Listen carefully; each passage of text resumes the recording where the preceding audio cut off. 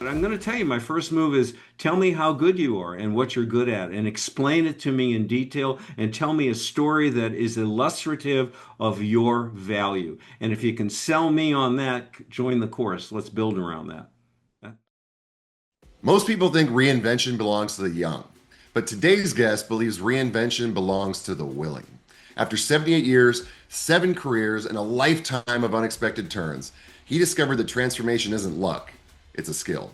Welcome back to the Perpetual Growth Podcast, the show where we explore the strategies, insights, and stories that help you to grow your business, strengthen your relationships, and elevate your life. Because growth isn't just about what you achieve, it's about who you become along the way. Now, before we dive in, if you're enjoying the show, make sure to subscribe, leave a review, and share the episode with someone who would benefit from it. Today's guest is Coach Jay Sargeant, author of Shift, the Gift of Reinvention, and creator of the Shift Project. After 78 years and 7 careers, Coach Jay has learned something most people never fully realize, that reinvention isn't a one-time event. It's a lifelong skill built through courage, adaptability, persistence, and the willingness to begin again. His work helps people recognize that hidden patterns shape in their lives so they can intentionally create a new chapter, regardless of age, regardless of background, or past identity. Today, we're going to talk about reinvention, identity shifts, courage, why credentials are often overrated, the hidden power of small moments, and what it really means to become someone new later in life. Coach Jay, welcome to the Perpetual Growth Podcast. Oh, Zach, it's great to be here. What a wonderful introduction. It's almost as if I wrote it. Yes, exactly. Well, I like to, shine a little light on a phenomenal background and great story history. Now, Jay, I like to start here. I mean, after 78 years and 7 careers, what would you say growth means to you right now in this season of your life? When I hear the word growth, my mind immediately goes back to one of my favorite stories of all time.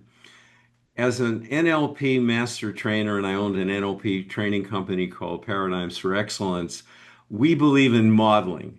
You see something rich and abundant, a situation, an event, or an individual, and you model it.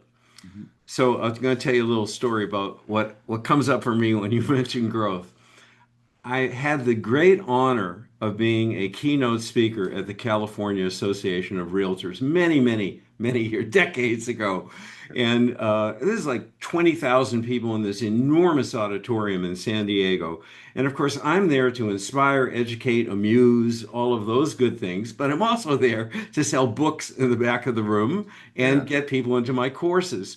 So I'm doing this thing, and honestly, I think I was being really good. I was having a good day. I was moving my hands, my stories were connecting, and I glommed on to a guy in the front row. Now remember, this is like 10,000 people in this auditorium, but I end up seeing an old timer. I think he was like 90 plus with a walker in front of him, and he's in the front row.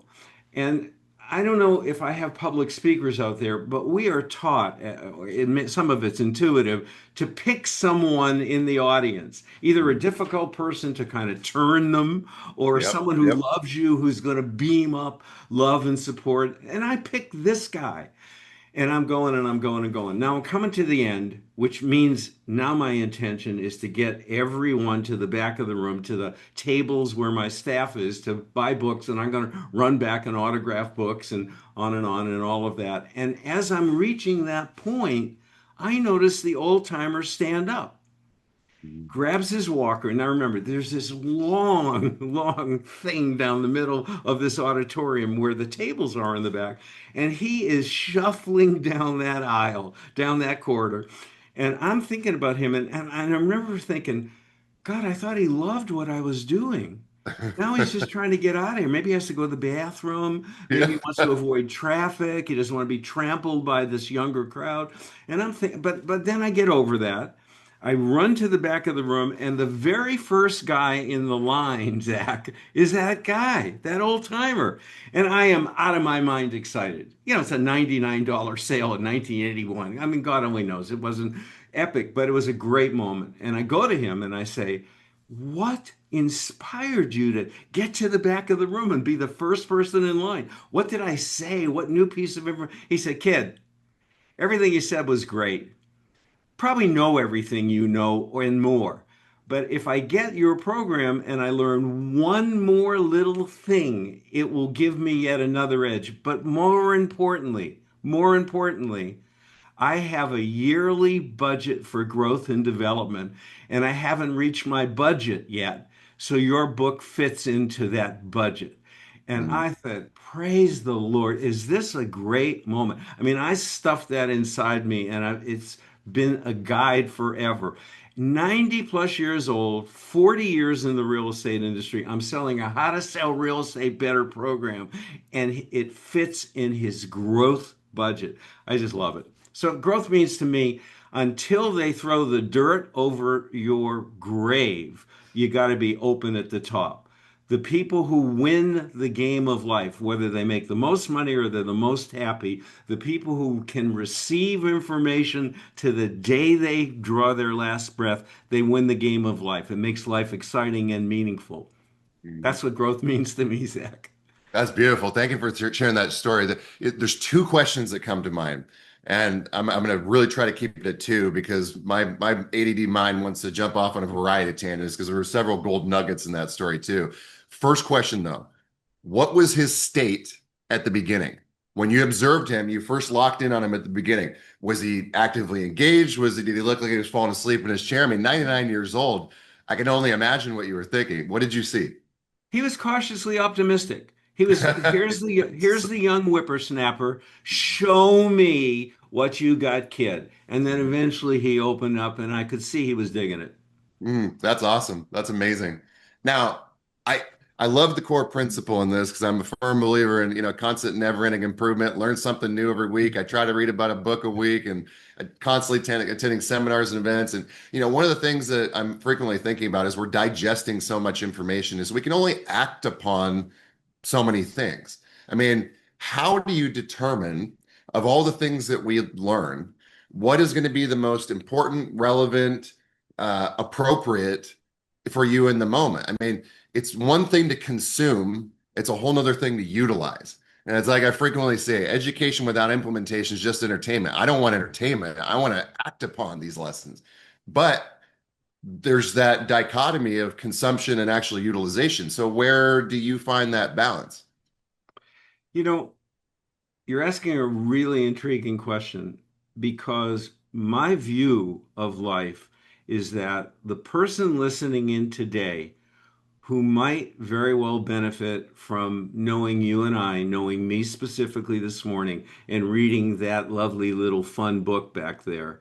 That person has reached a boiling point.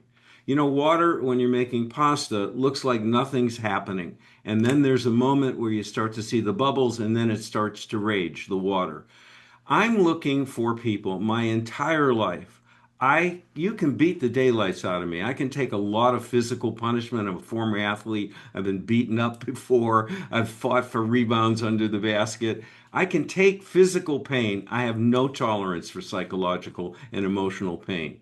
So part of my seven reinventions is invariably I get to a point where I go, this is just a pain in the ass. I don't want to do this anymore. I don't care how much money I'm making. I don't care what the offer is. There's no joy in this. I'm not contributing what I want to contribute in the way I want. And when an individual reaches that point, no matter, and obviously my teaching is you can reach that point at 70. I mean, I'm 78 and I'm creating something brand new this morning. You're my first podcast ever. Woo! So anyway, at the end of the day, it's that moment where you must. It's not because somebody's telling you. It's not because someone gives you a schedule. I've never had a job in my life. I've never gone to an office in my life. I have to self-generate results every day or nothing happens. And some people are temperamentally suited for that, and some need a little nudge. I want to be the nudge.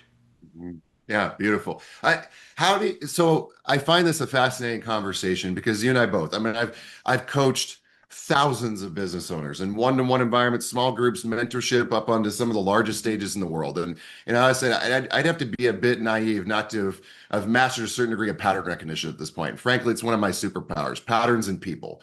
And the thing that I find so interesting, and I, having a background in NLP, I'm sure I can at least anticipate some of your core thoughts and philosophies on this. But you know as well as I do that so much of our psyche has been conditioned by our environment. It's anything from parenting to friends to where we grew up geographically, the school system. And the thing that pains me the most is watching people build somebody else's dream. It's living a life by somebody else's design. And you talk so much about, I mean, you just said it with such great passion, enthusiasm, and conviction. It's I will not tolerate the psychological pains. But most people have not only tolerate it, they accept it. And that to me is one of the most perplexing circumstances. And I will openly admit the last couple of years, it has felt like life has thrown every challenge my way humanly imaginable and stuff that I never would have anticipated in my life that I would be dealing with. But I am. And the one thing is, I've come back to it. I'm constantly trying to ask myself, what's good in this? What I know that every problem is a gift, every challenge is an opportunity. And at some point, this perceived problem is going to become a springboard for something even better that I can create. Navigating that at times, there's still the human element. There's the monkey brain that's trying to go wild and constantly has that negative narrative. I call it the little devil on one shoulder and the angel on the other. I try to listen to the angel more. But, in your mind, like how do you take somebody that, I mean, I believe at some level, somebody has to have the desire. Do you have the ability to create that influence and trigger that desire for somebody that's been conditioned to a life of go to school, get a good job, show up and do your work, just get paid and go home? I mean, where did they create the opportunity to change? How do you Well, inspire? I'm going to give you an answer that you don't expect.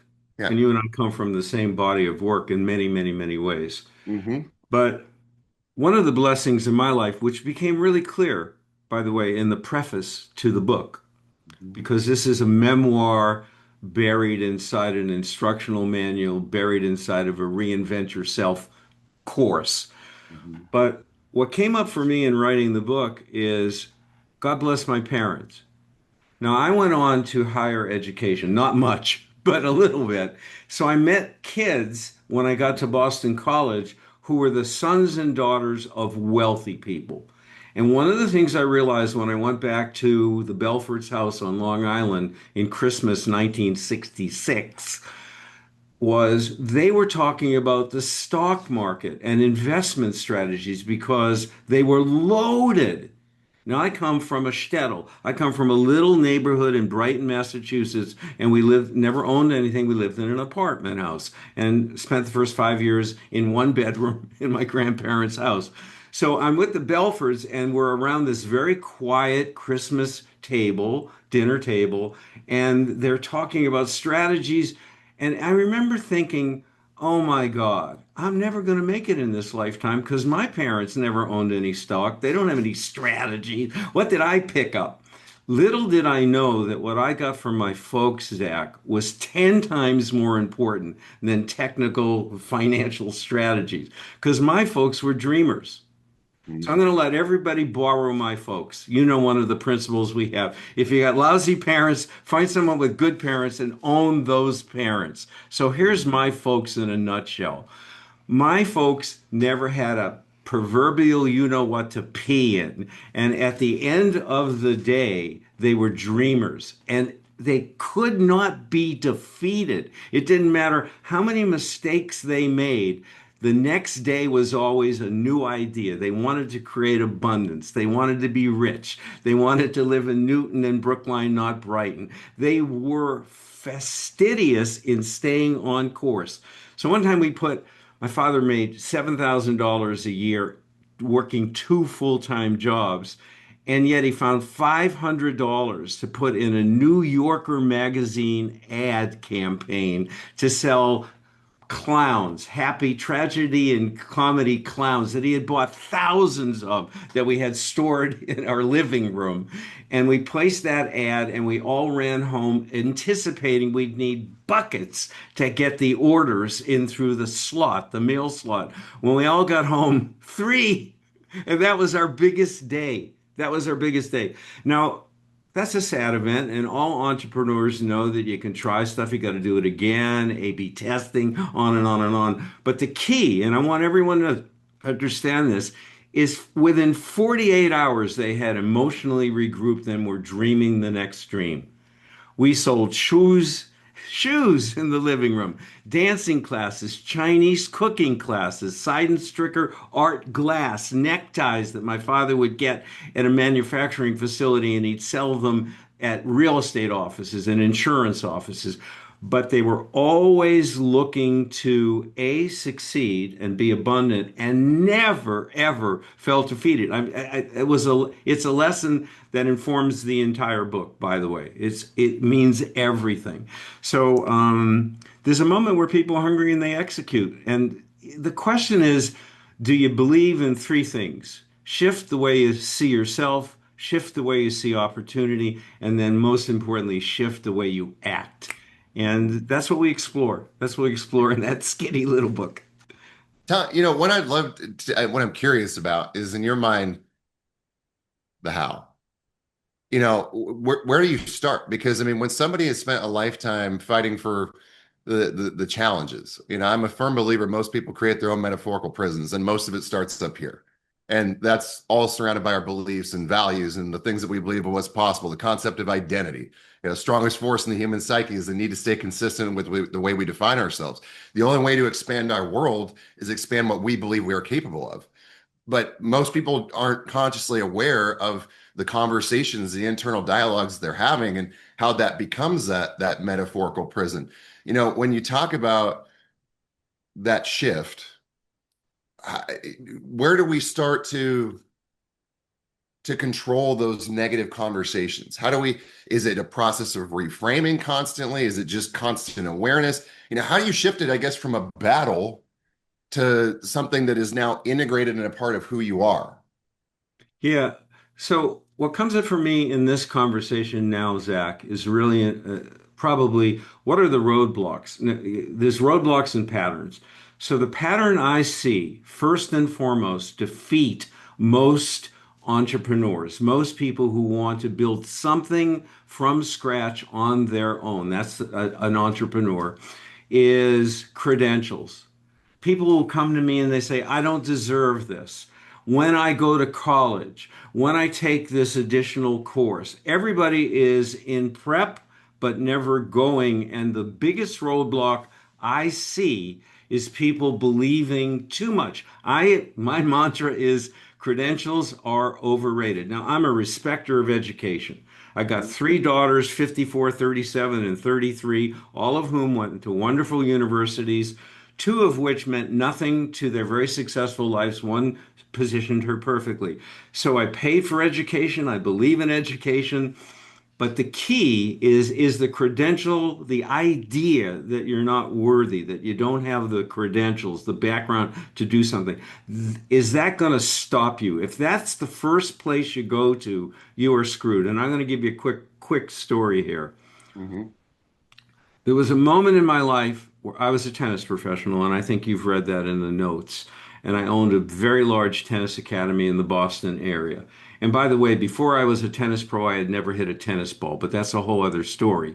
And so now, one day, and this dovetails to our beginning, Zach. One day I'm out there and I'm making a great living. It's 1977. I'm making $100,000. I've got 34 pros working for me, a summer camp, an academy, a list of people that want lessons a mile long. I'm making money on the pro shop and stringing.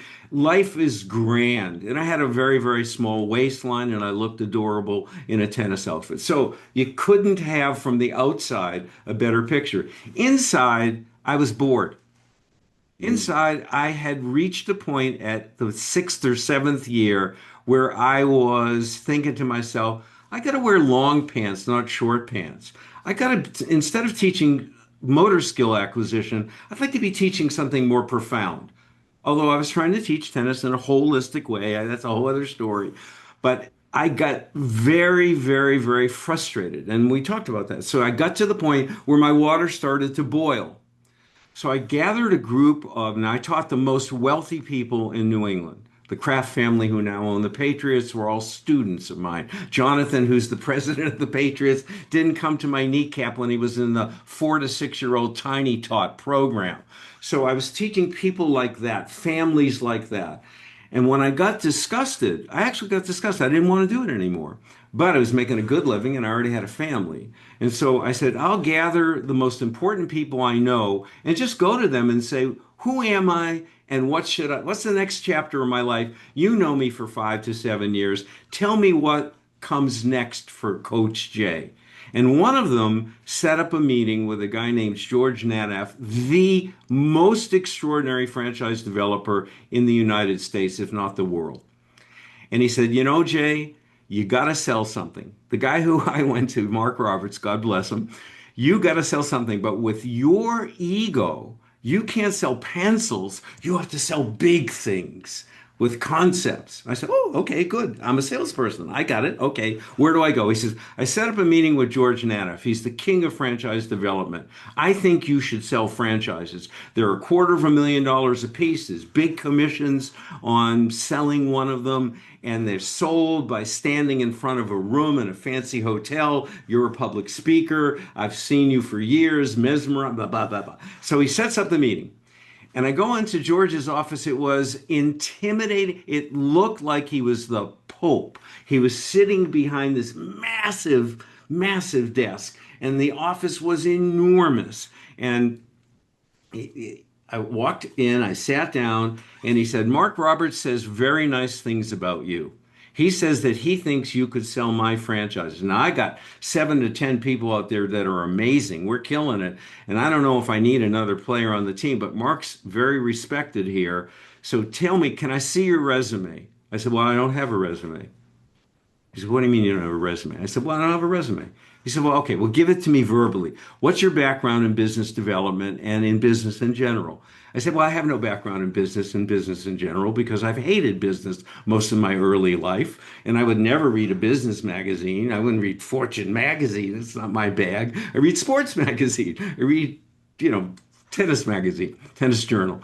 So he's shocked. And he said, well, why did Mark send you here? He said, because I understand, tell me if I'm right, that you send people out on the road to fancy hotels. They speak for 30 to 45 minutes, and at the end of it, they want to buy something from you. Is that the modus operandi?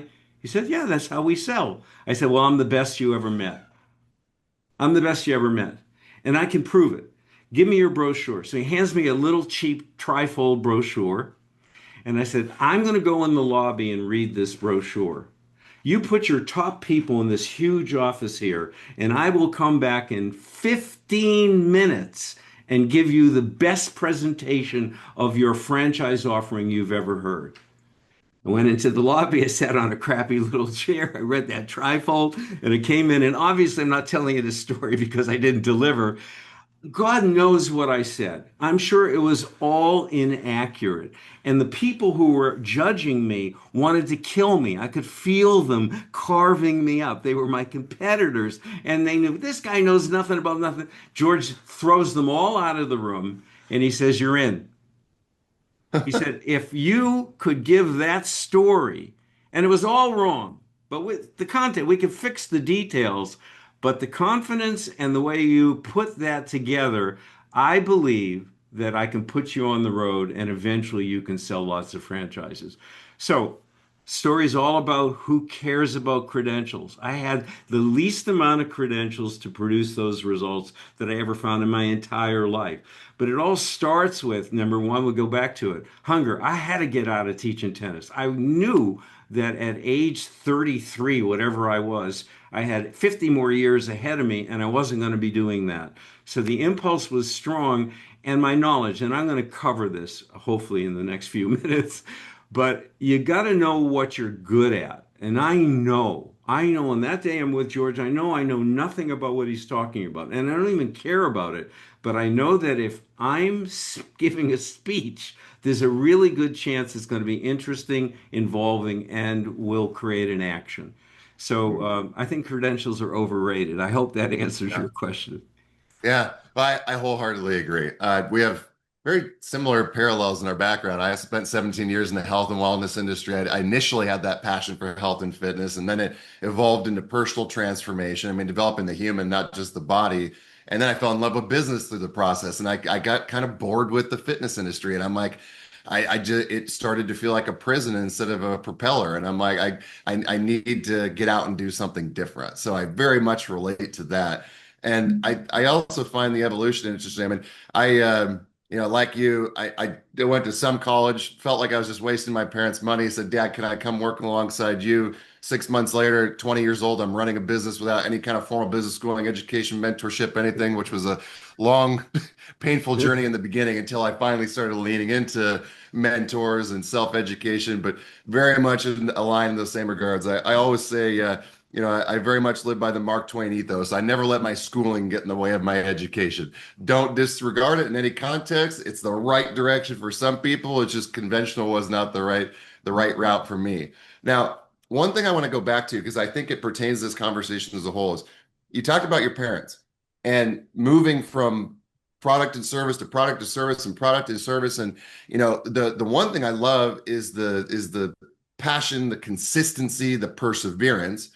And one thing I know is if we're shifting too often, that can become the thing that prohibits us from actually achieving the success that we want to create to begin with. I mean, we have to have a degree of fortitude in one particular area to figure out what's really going wrong. What did you learn from that portion of the observation, watching them go from product to product to product to product? Yeah, I'm talking about a long period of time because Okay, remember, I'm talking about from my age 5 to leaving the house at 21. They had probably 5 or 6 or 7 ventures that they gotcha. attempted to do. Um, you know, what people don't appreciate, in my opinion, is, and I'm going to talk exactly, I'm going to stay on your wavelength for a moment. Number one, when I talk, I'm 78 now. In 1 month, I'm 79. So when I'm talking about 7 reinventions, I'm not talking about dancing from concept to concept. Each Sure. one of these inventions or reinventions were approximately any place from 5 to 10 years. So, number one, anything worth doing, you got to battle through errors and corrections and all of your demons. But one of the things that I teach, and I'm going to see if it's what you think about it, Zach, is there are no small moments. Mhm. People come to me, and I know they've come to you over a lifetime, and they feel stuck. And what we say, us entrepreneurs, successful entrepreneurs, and teachers and coaches, is when you're stuck, do something. Do anything. But sitting in your living room, worrying in the dark, being terrified, going and not having a clue, just being stuck, you got to get unstuck. And so my favorite example of this is I always say take a bad meeting, take a bad gig, do something that isn't perfect in order because you never know there where that's going to go. So my concept is there are no small moments. And I remember very clearly, this is an old memory, but I remember like it was yesterday, probably 35 years ago. I was in between trapezes. If you're a reinventor, you find yourself in between trapezes quite often. I didn't have anything much going on, a few little consulting projects, and someone I didn't like called me up and invited me to a meeting I didn't want to go to. That's just the bottom line. They said, there's a meeting over in the ocean in Santa Monica. We're getting together. And I went, Oy, veyes. I don't want to go. I got to smell good. I got to look good. My hair's got to look better than it looks right now. And then I have to go be nice and hello. And I don't even like this group. I don't like this concept. But nothing was going on. You got to break the pattern. Nothing was going. So I said, just go. So I get all dressed up, little Lord Fauntleroy, smell good, look good, walk in the room. And it was everything I thought. It was a terrible meeting with basically not such great people, in my opinion. And I'm sitting there, but I hear over to the side someone grousing, someone saying, I just took on a contract. They're completely, absolutely screwed. I don't know what to do. I don't know what the next step is. I hear that. I go over, introduce myself, and I said, I heard what you were talking about. I can fix that. Now, I want everyone to fixate on I can fix that. I knew beyond a shadow of a doubt that I could do something better than that person could do and that I could make a contribution. So I didn't sugarcoat it. I didn't beat around the bush. I said, I heard what you were talking about and I know exactly how to fix that. I'm not going to get into the details. I got $10,000 for that moment. I got a consulting contract out of that very moment. And that consulting contract got me on an airplane to Pensacola, not a great place in the panhandle of Florida. And it was one of those summer, miserable Floridian days with humidity so strong. I get out of the cab, I can't see through my glasses. But when I get out of the cab to this corporate building, which is in a weird place, in a field almost, I see 250 to 300 people who look like they're gonna ransack the building. It's a violent mob in front of the corporate headquarters. I go through the mob. I get into the building. I say, I'm Jay Sargeant. I have to meet with the owners. I find the owners. They're huddled in a little room on the third floor, like they're about to be killed. And they were very sweet. Now, let me just be really clear. They were sweet, but they were incredibly incompetent. They had grown so quickly that they couldn't track orders. They didn't know who they owed money to. They had no staff to absorb the growth. And consequently, I learned almost immediately that those 300 people haven't been paid their commissions. That's the sales force out there that has gathered in front of the corporation. Now, just in case our listeners think that I went in there and turned that around and turned that into a fabulous business, it was beyond repair. I did some things that kept them out of trouble, I have to say. I gave them enough resources and tools that they didn't get in trouble. And then I walked in front of those 300 people and gave what I do best. Know what you do best, create value. I went out in front of those 300 people and I bequieted them. I made love to them. I turned a lynch mob into Woodstock Nation kumbaya. God only knows it's so long ago. Like, don't ask me what I said, but I did it because I can do that. That's what I do. And then that project was over. 1 year to a day, almost exactly 1 year later, I'm sitting in my office over the garage on 3324 Military Avenue. I'm not really doing anything very important at that moment. I'm making a living. I've got consulting projects that are okay. And the phone rings, and a woman gets on the phone and says, You don't remember me, but I remember you. I was in front of that building in Florida. We flew from Vancouver to Florida because we were so furious. And you did such an incredible job with the crowd that I want to ask you a favor. I said, Well, thank you for the compliment, and I'm sorry that you lost some money and everything. What would you like? I'd love you to do a meeting here in Vancouver, a training moment in Vancouver. I then say British Columbia is lovely. Vancouver is one of my favorite cities in North America. Let me look at my calendar. When should we book this? She said, We need you here tonight at 7 o'clock. It's Tuesday at 9. She says, I'll put a ticket at LAX. We need you tonight because we have a group of Calgary cowboys who are caravanning towards us because they want to rip us apart because the company we've aligned ourselves with again is failing and not adequately compensating them. And we're scared out of our mind. And we remembered what you did. Long story short, I go there, have the same exact wonderful experience. Now it's 10 o'clock at night. I've been up since 6. I didn't think I was going to get on an airplane. I now given this very emotional speech. We're turned into cameras and handshakes and hugs from ferocious anger. And I'm there with the 3 principals of what later on I learned was a company. And they said, Thank you. God bless you. You saved the moment. We want to show you something. Now, Zach, you've been around a long time. if it's 10 o'clock at night and you're in a hotel room and a hotel lobby and someone says they want to go up to your room and show you something, they either want to show you an opportunity or they want you to give them money of some sort. I'm exhausted and I want to get rid of them desperately. I said, can we do it in the morning? No, now. Can we do it in the lobby? Because I can escape from the lobby. They said, no, this is very important, very private. We got to go to your room. Well, I can't. My only option is to jump out the window. So now they got me. They then show me, and you're going to get a kick out of it because I bet you have a background in this, Zach. They show me 30 wellness products in a sack, in a grocery bag. Every one of them with different marketing and merchandising, like they fell off the back of a turnip truck. And by the time they had reached in the bag for the 10th one, I'm having this thought in my head. We've cleaned every orifice of the body. What's left to clean? I don't, another cleansing. No, no, no. So finally, the woman brings out a bottle of, and I won't get into it, but a bottle of a liquid nighttime collagen formula that allegedly helps you lose weight while you sleep. Now, they didn't say that. I said, oh, wait a minute. Are you saying you could drink that at night and wake up smaller? And they said, yes. I said, well, I'm in.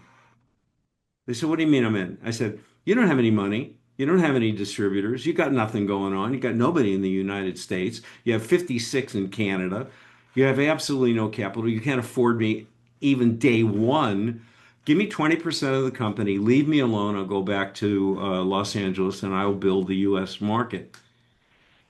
That turned out to be 675,000 distributors, $250 million of domestic commissions, and we created 70 millionaires in that campaign. And it all began because I cleaned up, went to a crappy meeting in Santa Monica, overheard a conversation, took a bad deal, and a year later. So, what I'm here to teach everyone and be hopefully an inspiration is there are no small moments. These are the steps that might be necessary, and you just don't know where it's going to lead to. Expect a glad surprise. You know, what's interesting about everything you just shared is I think there's one very small but profound theme that I hear through each story. And it all comes down to action. Most people would overhear these conversations and they would have a dialogue in their mind, but they wouldn't necessarily go approach the opportunity. In each and every event, you overheard a conversation, you interjected yourself in the conversation, you leaned in where you knew you could add value, and you offered a solution. But most people would just listen and go about their life again. Where, how do you encourage people? I mean, you always say, so that's partly that courage component, right? You always say courage, adaptability, hunger, communication, and persistence are the things that matter more than formal credentials. Where does it start? When people Yeah, start observing these opportunities, how do they retrain their mind to do something that's uncomfortable that they have not done before? you know, the reason I think the second half of your life can be better than the first half of your life if you take advantage of it is that at age 45, if 90 is the midpoint of your life, let's just pretend mathematically that's true. You find yourself at 45. You have 45 years of incredible, rich experiences. And what most people don't do, and basically this is what I teach, and God bless it, of all the mistakes I've made in this life, this is the part that is always true for me. And that is I know what I'm good at. So when I start someone off as an entrepreneur trying to make a breakthrough, we do a full evaluation. Everyone needs to know where their value is. I love the way you sum that up. If you know where your value is, even if you don't fit, you can take your value and see an opportunity. I'll give you a real quick example, and I realize I've gone a little long, so bring me back another time, but I'm cutting right to my end. Okay? Is that all right with you? Deal. Yeah. Yeah. Sometimes it's what you don't choose. Sometimes it's what you say no to. Knowing who you are and where you can create value is step number one. Not overvaluing credentials for sure, but I, at one moment in time, had an enormous project. I won't get into it reverse itself. New ownership came in, and what was glorious turned into a real challenge, a real challenge. And I called up George Nadav, the guy that I interviewed with all those years earlier. I called him up and I told him that I had had a reversal of fortune. And I told him my sad story at the moment. And he said, "This could not be better, Jay. This is a great moment." I said, "Huh?" He said, "I'm about to create a national chicken franchise called Boston Chicken. We're going to do it out of Manhattan. And I want you to be the president and director of it. I will send you $10,000 tomorrow. I will take all your furniture from the West Coast and I'll transport it. I'll put you up in Midtown Manhattan. You and I, apparently you have a wife now. I'll put the two of you up in a beautiful location and I'll create a compensation package that will blow your mind." Now remember, I've just had a big disappointment. I don't have that much money in my pocket. Someone who I know and respect who's going to be successful has offered me this incredible, stable. Now, I want my listener to listen to stable, a job, overrides, a base. He's going to relocate me, the whole nine yards. I love Manhattan. Beep, beep, beep. I'm an opera and theater guy. And oh my God, this is going to be so exciting. Money in my pocket, stability. I never have this. And I go and I say yes. And he wires the money. And for the next 48 hours, I obsessed. I said, do I still want to be in franchising? And do I want to be the king of chicken? I'm not so sure I want to be a chicken king. That does not ring true to me. So I go to the bride, and she was only 21 or 22 at the time. It was a new relationship and a new marriage, and I was a lot older than her. She was ecstatic with the stability of that offer. And I tell her I have my doubts, and she said, "Well, it'll be okay." One night, 3 nights into this, I go to this Olympic swimming pool. There are 250 chairs around this massive pool. In the Marina Del Rey at the Oakwood Garden Apartments in a temporary move.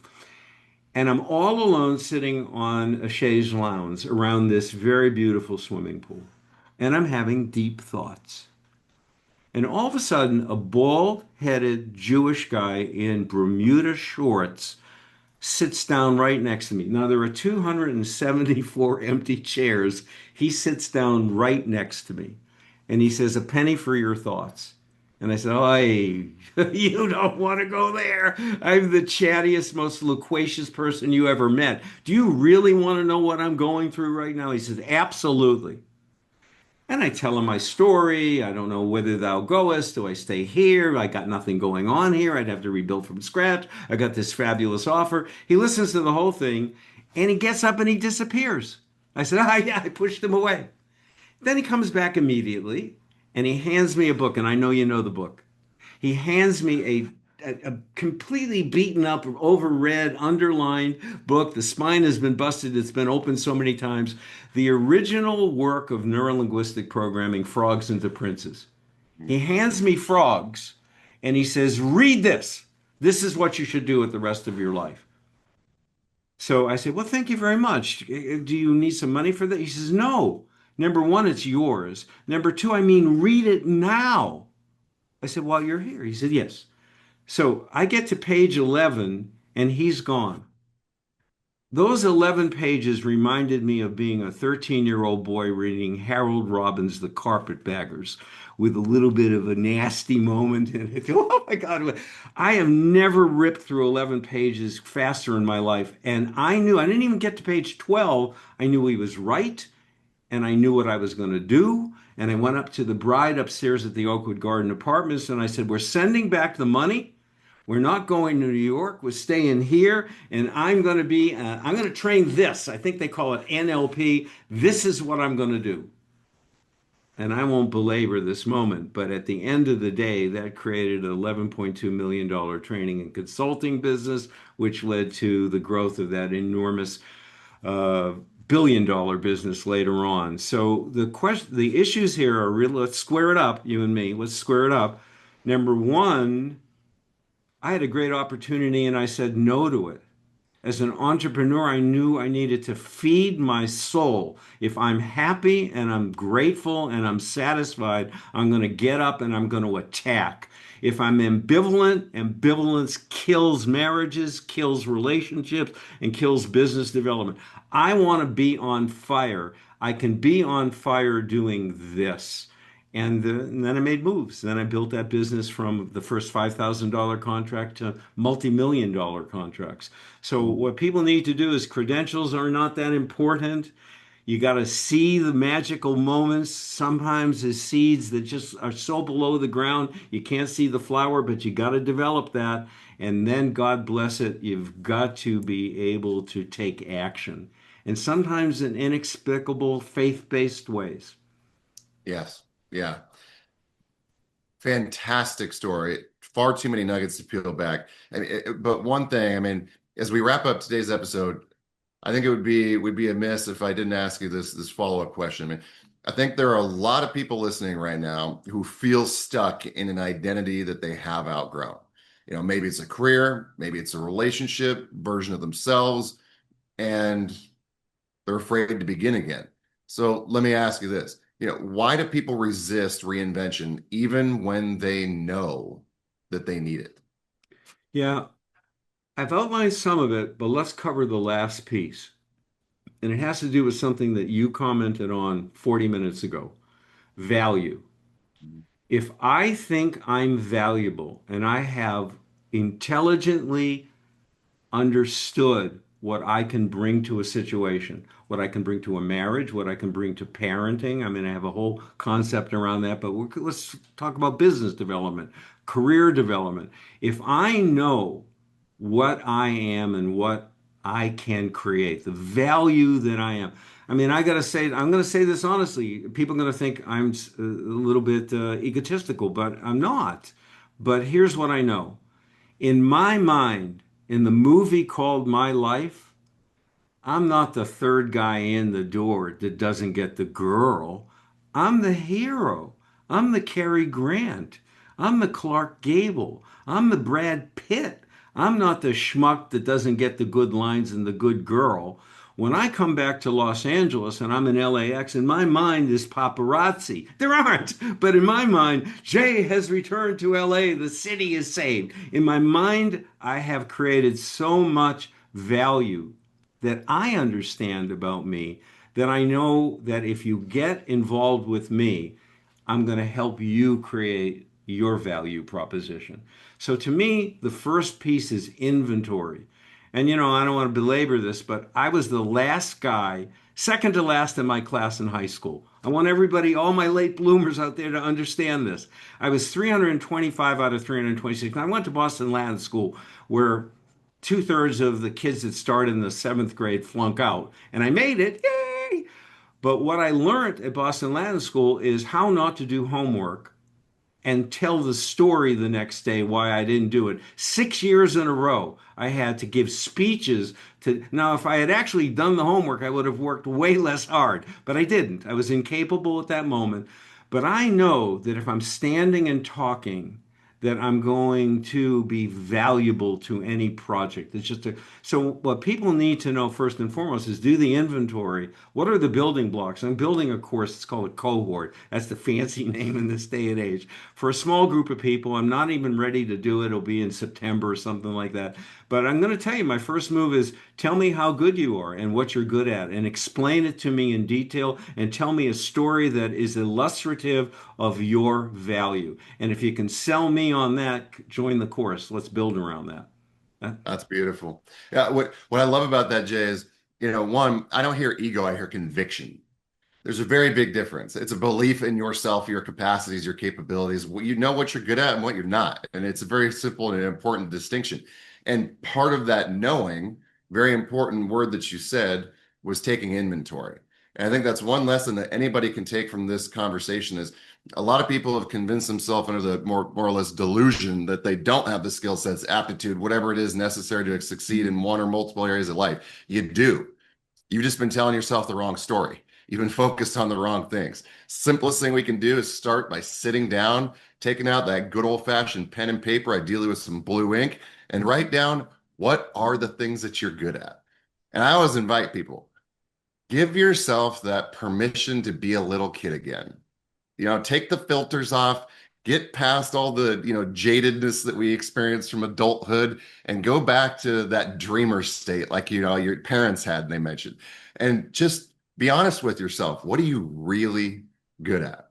Now, Jay, for people who want to learn more about your work, your book Shift, the Gift of Reinvention, or the Shift Project, where can they connect with you? Well, the book is on Amazon and it's in three different formats. And I have done an audio of all 26 chapters, God bless me, and that comes free. So you buy any version of the book, you get the entire audio series for nothing. And our website is the shiftproject.academy, the shiftproject.academy, and the book can be bought on Amazon. Awesome. Well, thank you for that. We'll make sure that we put all of those links and everything in the show notes.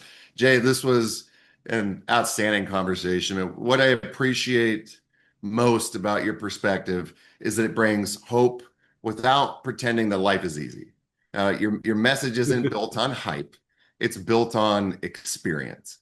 And I know people really need that right now because For so sure. many people believe that they're disqualified by age, failure, regret, lost time, old identities.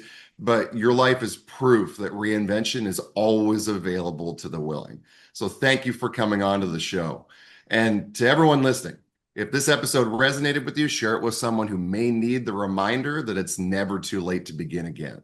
Make sure you just subscribe so you never miss an episode. And remember, growth isn't about what you achieve. It's about who you become along the way.